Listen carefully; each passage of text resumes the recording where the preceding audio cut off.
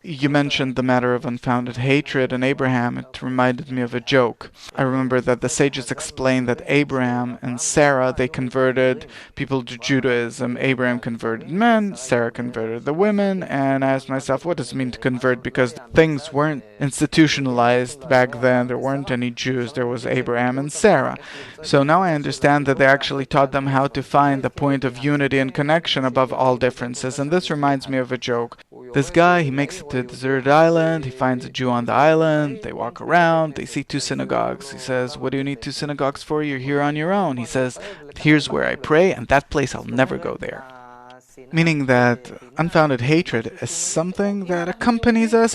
If we're Jewish, we have unfounded hatred. It's always there, right? True? True. It's a part of being Jewish. There's no one to hate, he hates him.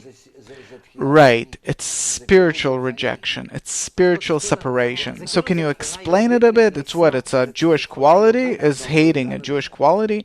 We didn't come to that yet. Jews all over the world can help each other and so on. We didn't come to that yet. When we'll start connecting between us, then we'll discover that there's unfounded hatred between us. So it's all ahead? What are these rifts between us? Also seems like hatred.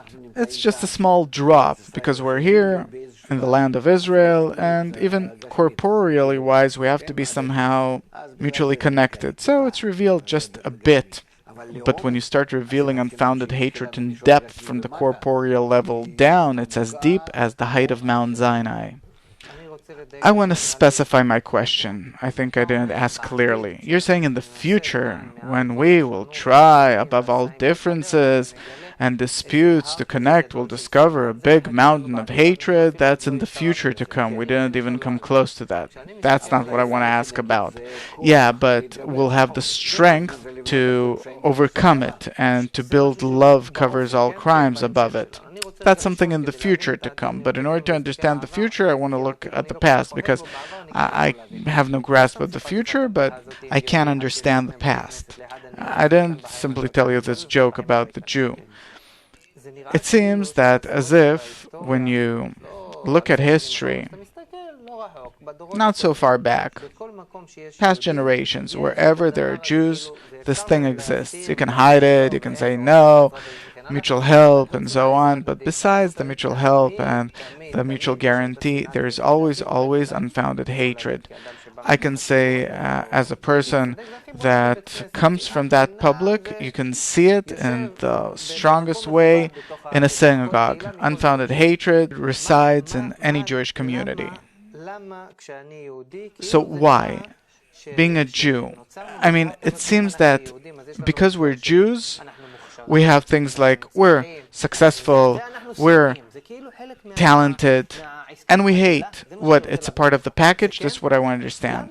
Yes. Why? Why is it this way? Because our destiny is connection, our goal.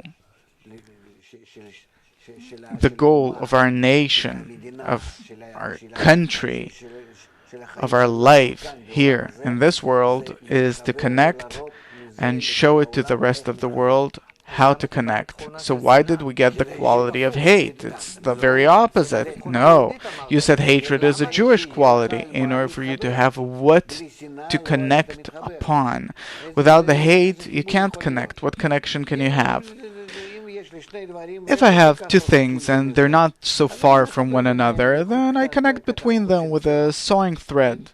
If there's hate between them, I need an iron thread. If there's big hate, I need iron chains. And if it's even greater, I don't know what I have to create here, an entire system that will tie them, bond them together from all sides. You see, the greater the hate, the greater the love, because one can't be without the other. And this is why it says love covers for all crimes, only this way. And it's specifically among Jews, and it's not yet unraveling among us. You'll see that when we will come to connection between us, smaller and bigger, then we'll understand how could it be that Rabbi Akiva, who taught his 24,000 students, he taught them brotherly love, and they fell into unfounded hatred. And what a hatred! Blazing flames that burned down Jerusalem, that's their hate, which caused this entire exile of the 2,000 years and so on. We don't understand the depth of unfounded hatred. So I'm kind of confused. To this day, I thought that to be Jewish, it means to be and love thy neighbor as thyself. Now you say that being Jewish is to discover the hate. Of course, because what can you build love on? Only atop hate. That's how it always is. We were made out of a substance called the will to enjoy, the will to receive pleasure, and therefore the essence of our substance is to enjoy. And pleasure is felt out of a desire, a deficiency, out of a lack, that I lack something. The more I lack something, then, I want to drink so much, and I drink. I couldn't find water for half a day. Then you have pleasure. And if I have water next to me all the time and I take a small sip, I don't have pleasure. I just wet my throat. So love, like any other pleasure, but love is the greatest pleasure. It can be felt only in accordance with the deficiency that's prior to it, and the deficiency prior to it is called hate.